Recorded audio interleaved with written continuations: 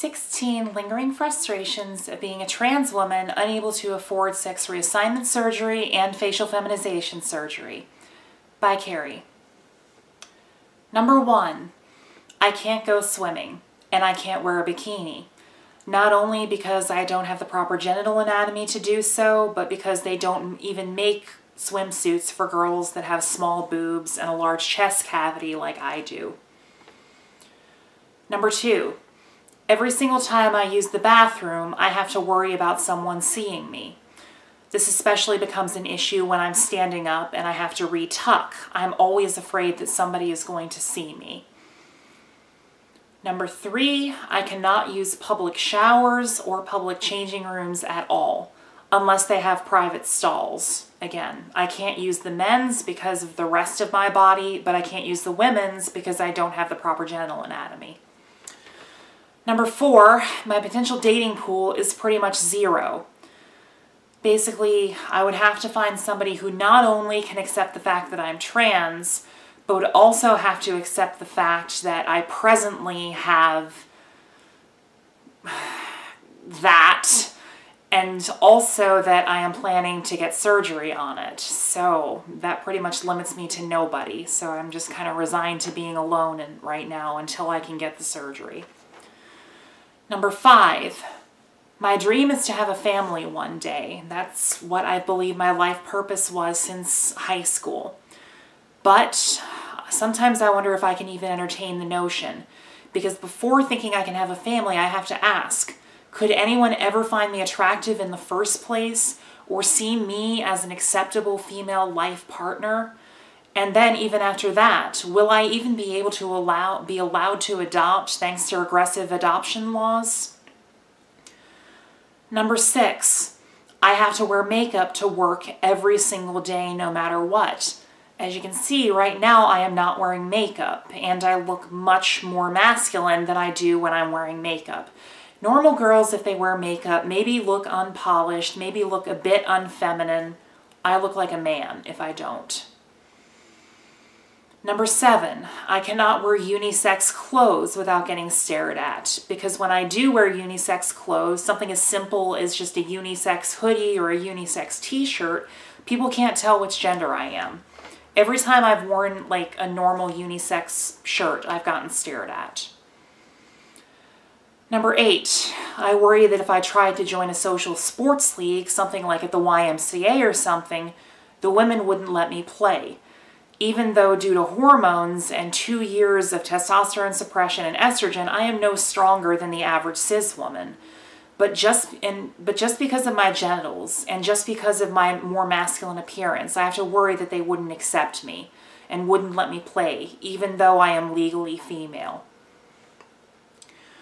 Number 9, I constantly have to worry that I look too clocky or too male-ish every single time I leave the house. And also every time I buy clothes, I have to base my decisions on which clothes I am buying and which clothes I am wearing based on which ones make me look the least masculine. Because my appearance is only moderately female-ish, my clothes play a big part in how people perceive me. Number 10, the beauty ad campaigns. You know, the ones who are trying to, convince women that they don't look as bad as they think they do. And, the basic message is, don't worry about it. Every woman feels ugly. Every woman doesn't feel beautiful, but trust me, you are. It's just everybody feels this way. Those don't work on me, because in my case, every single girl that I see, even the most unattractive ones, still look more feminine than me, both in terms of face and in terms of body shape.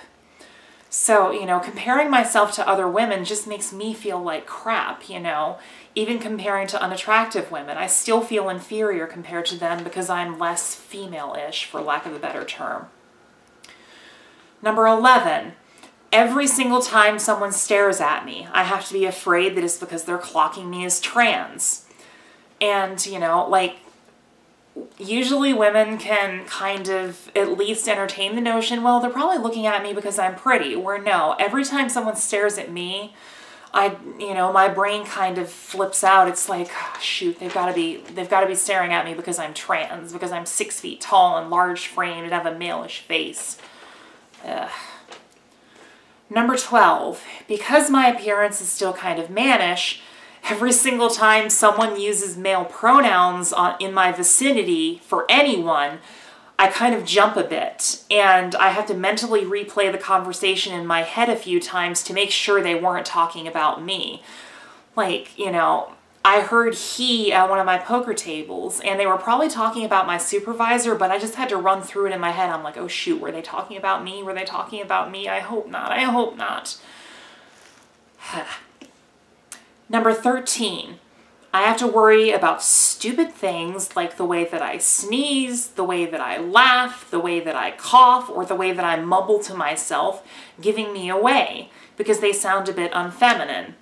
And also, every time I have a bad hair day, again, I'm not worried about looking like a slightly unfeminine woman. I have to worry that I look like a man because my hair has to be a certain way to highlight my face a certain way to make me look feminine enough to pass.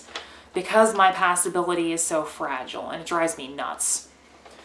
Number 14, every time someone asks me about my childhood, I have no choice but to either out myself as trans to them and face the possible stigma resulting, or I have to stretch the truth.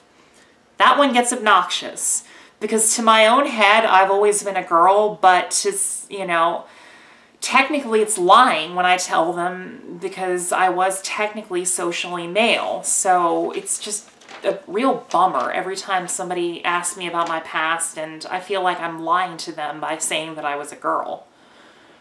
Number 15, I never feel beautiful as a whole. I only feel beautiful if I ignore my face and ignore my genitals.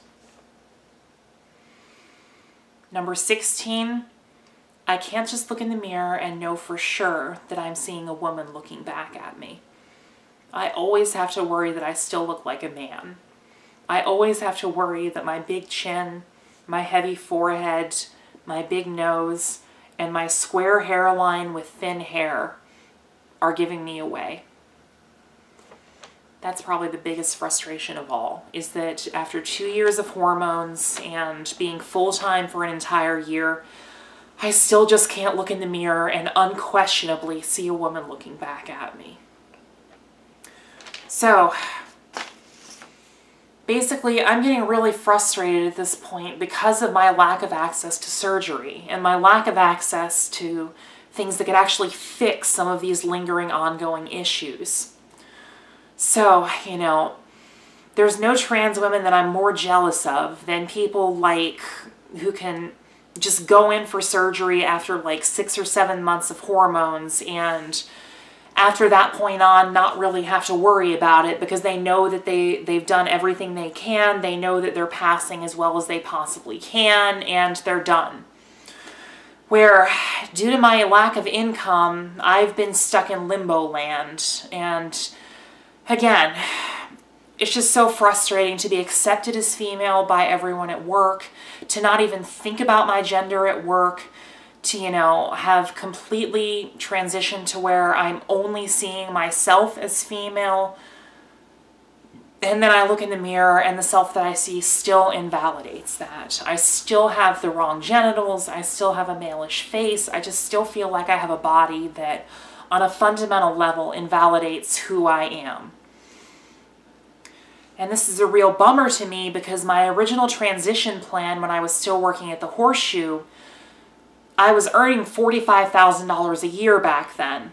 So basically my transition plan was, all right, well, once I get to the point where I look androgynous, and therefore people could gender me either way depending on my voice and mannerisms and stuff, I'm going to go to Korea and have voice feminization surgery.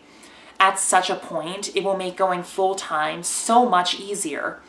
And then after that, I should be free to get everything legally changed and save up for gender reassignment surgery, which is covered by my health plan. So a year after that, I'll be completely done and completely done worrying about all this. That was before I got fired from 2 jobs. And I unfortunately had to deplete my entire surgery savings fund. and max out all of my credit cards just to keep a roof over my head and food in my pantry. And now here I am back to square one, saving up $500 a month every single month for the next 2 years just so that I can afford a surgery that would make me feel like I don't hate my body. And yeah, again, I'm just so jealous of people that can just go get surgery and be done with it. And, you know, transition is just a 1-year thing that they are done with, and that's it. They can get on with their lives and at least live in a body that to them feels female and feels post-transition. Where in the meantime, I'm stuck in limbo land, still stuck with a face that I don't like, genitals that are constantly causing me distress, and sometimes it just feels like I'm not getting any closer. It just feels so far off. So yeah, that is my video about the lingering frustrations of being a pre-op trans person and pre-facial surgery trans person. And unfortunately, I did have a talk with my counselor about this, and she says, at this point, I can't expect that anything else in transition is going to make me feel better. I've already reached a point where I'm accepted by everyone, so I'm not in that adolescent transition phase where I'm so worried about what other people think, and I'm so worried about whether, you know, if I don't look a certain way, they're not going to accept me and not going to be nice to me, so that's just fueling my inadequacies. No. At this point, it's just down to how I feel about myself. And unfortunately, at this point, I still feel like I am not living in a female body. I'm still living in a body that is fundamentally male, but has a few feminine features tacked onto it. And unfortunately, I don't think that that's going to change until I've gotten rid of the genital anatomy that I've never been comfortable with ever since puberty, and the face that during puberty I had to watch all of its androgynous features, all of its youthful feminine features be destroyed one by testosterone, and which sent me into a bitter depression for years because I was still stuck with them. And even being female socially and being accepted socially, my social dysphoria may be over, but my body dysphoria is still just as bad as it ever was. Unfortunately, that's kind of the reality of having no access to surgery. Do with that message what you will. Bye.